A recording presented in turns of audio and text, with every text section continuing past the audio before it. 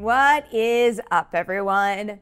Please tell me you're watching Big Mouth. I really hope that you are, because this Netflix animated series is just absolutely excellent. And now it's excellent all the way through its latest season, Season 5, which just dropped. Before getting into any Season 5 specifics here, for anyone who has not begun the Big Mouth binge, please, please, please, please trust me when I tell you it is so well worth it. In the broadest strokes here, Big Mouth is about a group of kids learning life lessons while going through puberty. It's got a whole lot of gross out, ridiculous humor to it, but the show also offers up some real valuable insight into growing up and important life lessons, and I think there are many life lessons in the mix that could be applicable to a viewer of any age out there, really.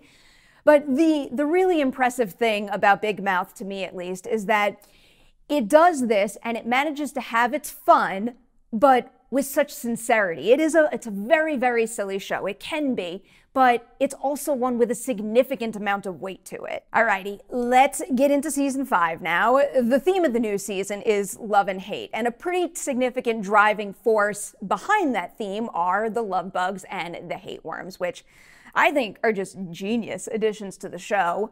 A love bug and a hate worm is one creature that shifts between the two forms, and Nick winds up with one named Walter. He's voiced by Brandon Kyle Goodman, and Missy actually gets one too. It's Rochelle, voiced by Keke Palmer. The addition of those two characters to Big Mouth excited me for a whole number of reasons. First, I think they pretty accurately convey how hate can kind of creep up on you, grab hold, and cause you to go red or lose sight of everything else other than your actions that are being fueled by such an intense emotion.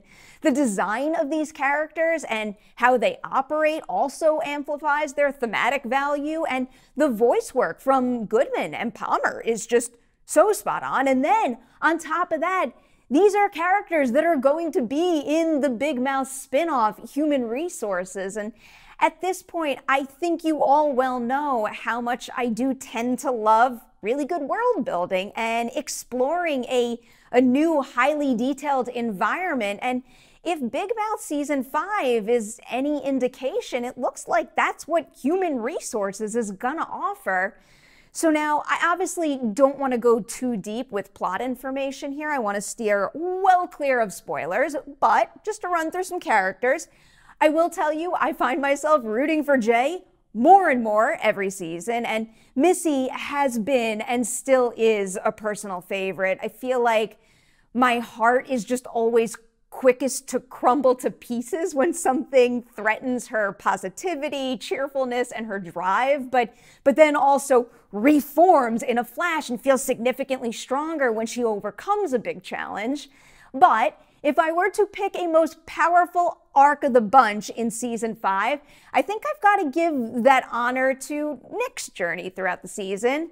The lesson he learns at the end it's just one of those universal things that no matter your age, it's good to be reminded of often. And the way they go about teaching Nick that lesson was just so highly creative and truly exciting to watch happen. There are also some real animation feats to keep an eye out for this season.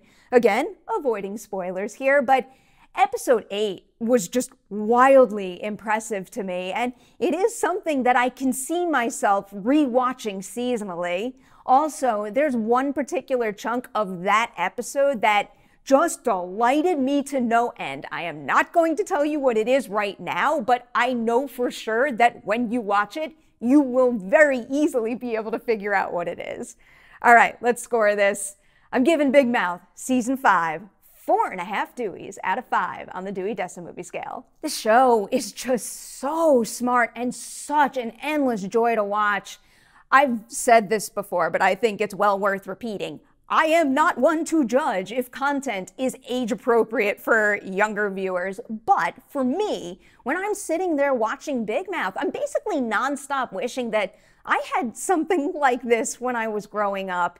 Yeah, it gets raunchy and super ridiculous at times, but no matter how hard the show leans into those outrageous laughs, the writers always maintain a significant amount of heart, and they also convey a genuine respect for the challenges of puberty, young love, and also other elements of growing up.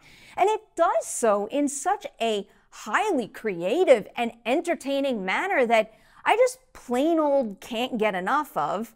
This might sound random, but a lot of you out there know that my absolute favorite Pixar movie is the movie Inside Out. And still to this day, I am blown away by how much that movie manages to accomplish by anthropomorphizing emotions and how it has truly changed how I process my own emotions.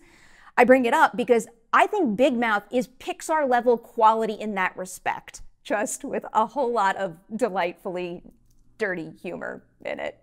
So there you guys go. That is where I'm leaving you on Big Mouth Season 5. Clearly, I do hope you check it out. And if and when you do, tell me what you think of the new season in the comment section below, and maybe drop in your favorite character of the season or your favorite moment. I want to hear about it all.